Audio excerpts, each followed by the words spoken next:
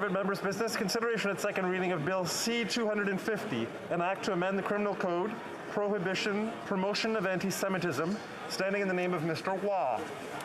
Mr. Waugh, seconded by Mr. Kelly, moves that Bill C-250, an act to amend the Criminal Code, prohibition, promotion of antisemitism, be now read a second time and referred to the Standing Committee on Justice and Human Rights.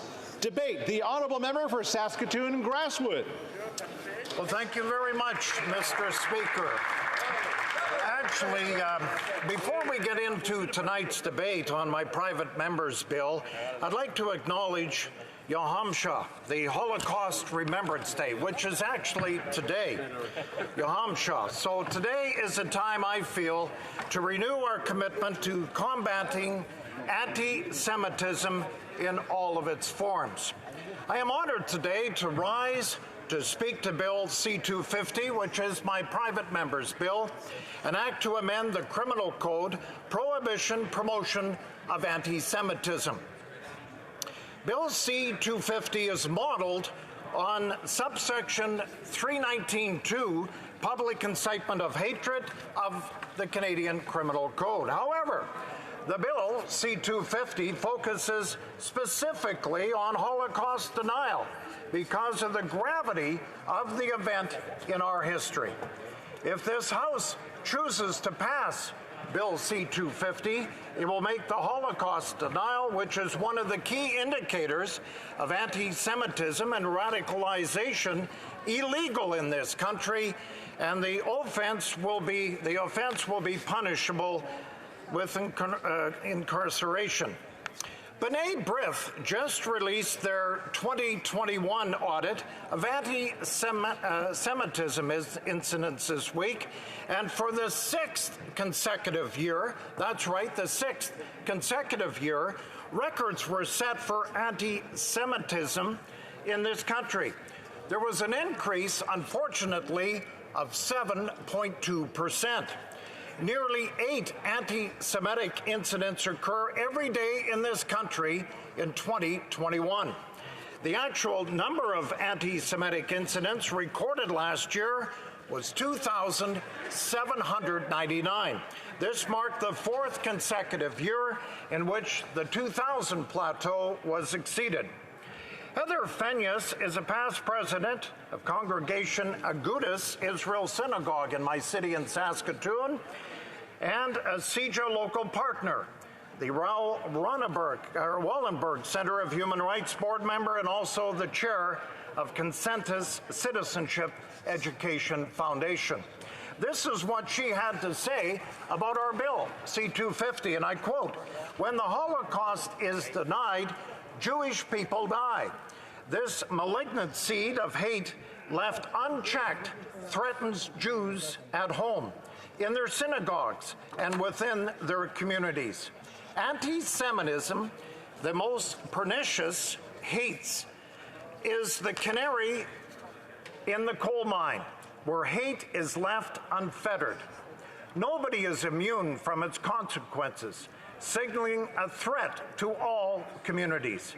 Making Holocaust denial illegal is a step towards creating a safer spaces for Jews, in particular, and building a healthier society." End of quote. Kevin Scharf, president of the Congregation Agudas Israel Synagogue and Jewish Community Center, said the following, and I quote, "Holocaust denial is often a symptom of ignorance or intolerance, and sadly, denying the history of people can lead to anti-Semitism, and more generally, widespread racism in our communities. Healthy education is the way forward." End of quote. And the CJA, the Center for Israel and Jewish Affairs, made this statement, and I quote, "The Holocaust denial is a dangerous form of anti-Semitism. We deeply appreciate the leadership of the member from Saskatoon-Grasswood who has introduced the private member's bill to criminalize this insidious form of Jew hatred. And also thank you to the member from Thornhill for seconding this bill C-250. Ignorance and intolerance must be confronted and condemned wherever it exists. Ideally, I would be happy if this criminal code amendment were never used. Punishment is the last resort. Criminalization is an imperfect tool, but it's also an important tool to stop a behavior that we as a society consider offensive.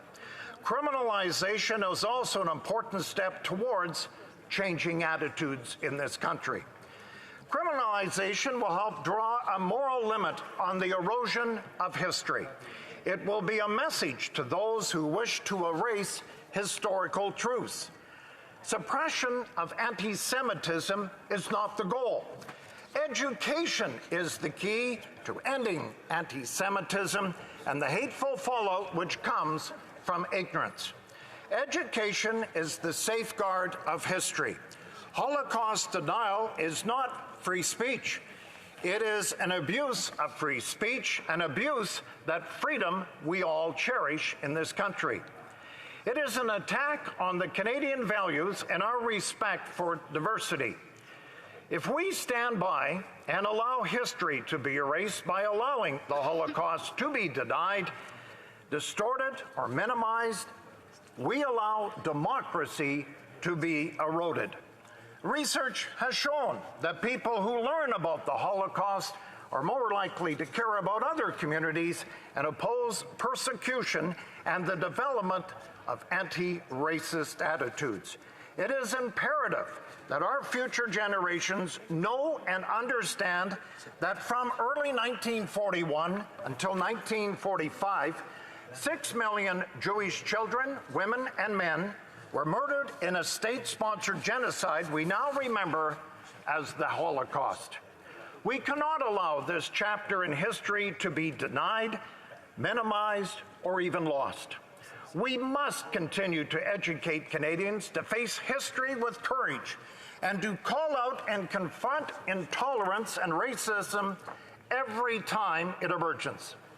If we don't continue to educate Canadians about the horrors of the Holocaust and the dangers of anti-Semitism, we leave room for hatred, for racism, radicalization to take root and grow more in this country.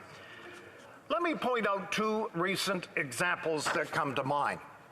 The first one is the case of Joseph Demarco. He was a Timmins, Ontario school teacher who in 2019 was fired after teaching Holocaust denial. The Ontario College of Teachers held a disciplinary hearing last year to deal with the allegations of Holocaust denial theories that he taught between the years of 2018 and 2019. When Demarco's teaching license was pulled, Michael Levitt, president and CEO of Friends of Simon Wiesenthal Center, had this to say, and I quote, "The disturbing actions by this former teacher demand nothing less than his inability to set foot in a classroom ever again in this country." Continuing on, instead of using the opportunity to teach about the Holocaust and even the 9/11 and their lessons, he decided to spread Holocaust denial and anti-Semitism, doing an extreme disservice to his students. Educators have a duty to not only provide students with information, but to also inspire them to the upstanding citizens who can stand against hate and tolerance and intolerance, end of quote.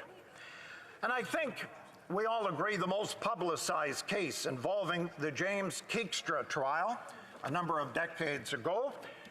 Just for those that don't have the background, Kickster was charged and convicted of hate speech in 1984 for willfully promoting hatred against an identified group of teachers, by teaching his students that the Holocaust was a fraud and by promoting anti-Semitism.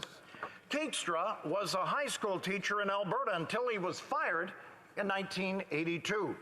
He expected his students to accept his views, and their grades suffered if they dared to oppose them. Kickster, by the way, served as mayor of Eckville, Alberta from 1974 to 1983, when his offensive and anti-Semitic views caused citizens to overwhelmingly vote him out of office in 1984. He, by the way, appealed the conviction to the Supreme Court, where it was upheld. Most Supreme Court justices believe that hate speech is not a victimless crime. They understood the potential of hate speech and anti-Semitism to be harmful and dangerous and to promote violence. Violence and radicalization can't be allowed a space in this country to grow. We can't overcome and overlook the obvious causes. And when these offenses are being perpetrated by educators, they are especially egregious and very, very harmful. I understand that hatred and anti-Semitism are not eliminated by legislation, but legislation alone is one rung on the ladder. I have heard the criticisms all over on this legislation. I have read media reports that imply that criminalization will only muffle anti-Semitism. But doing nothing is not a solution. Madam Speaker, it deeply concerns me that for some people, doing nothing is an acceptable path forward. Paying lip service and making virtuous gestures is somehow seen as a substitution for action. I want there to be no mistake that education is the action that is needed, and that criminalization is the tool to demonstrate the anti-Semitism, Holocaust denial, minimalization, and distortion is not going to be tolerated in this country anymore. A 2020 study on the Holocaust awareness by the Friends of Simon Wiesenthal Center for the Holocaust Studies, conducted here by Nanos, supports the notion of education. I'll quote that study, Madam Speaker, and I'm happy to table the study if there's any consensus by the members here in the House. The 2020 study on Holocaust awareness and education reveals that 59% of people in Canada's prairies believe that young people are not taught enough about the Holocaust in school. And 73% believe young people today are less aware of the Holocaust and its lessons than in the past. While 92% of people in the Canadian prairies say teaching about discrimination is either somewhat important or important, 96 believe teaching about the Holocaust is either somewhat important or important. And in July 2021, a report on the hate crimes in Canada by Friends of the Simon Wiesenthal Center for Holocaust Studies, the Stats Canada data indicates an increase in hate crimes. Again, I'm happy to table this document, and that the report in part that it says. And we go back to last year, July 27th, where Stats Canada released hate crime stats of 2020 today, revealing that police reported hate crimes increased by 37% last year and reached the highest number ever recorded, 2,669. According to StatCan's annual police report crime statistics report, the Jewish community saw an almost 5% increase in hate crimes. I'm going to move now to a person I've known for a number of years. He was an educator in the city of Saskatoon. Right now, he's the president of B'nai B'rith. It's David Katesman. He's from Lodge 739 in my city. And he had the following comment on this bill: to criminalize willfully promoting anti-Semitism by conducting or denying or downplaying the Holocaust. And he said, and I quote, "Holocaust was the industrialization of a mass murder of over 11 million people, including 6 million Jews. Condoning, denying, or downplaying the Holocaust has always been the most powerful magnet for those who hate Jews, and most often these same haters have a long list of others who must be abused or banished. Canadian treasure our national commitment for all persons to live freely and safety." End of quote. So the government has now taken a precedent step once again in appropriating my private member's bill from Saskatoon-Grasswood. The last Parliament, I will tell everyone that they took my bill, they fumbled it, and then Actually, I held on to the ball and got it over the goal line. This time, though, they've taken the text of my private member's bill and parked it halfway through 7 pages of potential future promises in Annex 3 of the budget document. There is no commitment here, Madam Speaker, just a vague suggestion of future consideration. I urge members to understand the difference between my bill, C-250, and the version of this bill, which is government and has chosen to place into the omnibus budget legislation. 250 will have the teeth that the budget-like version will not have.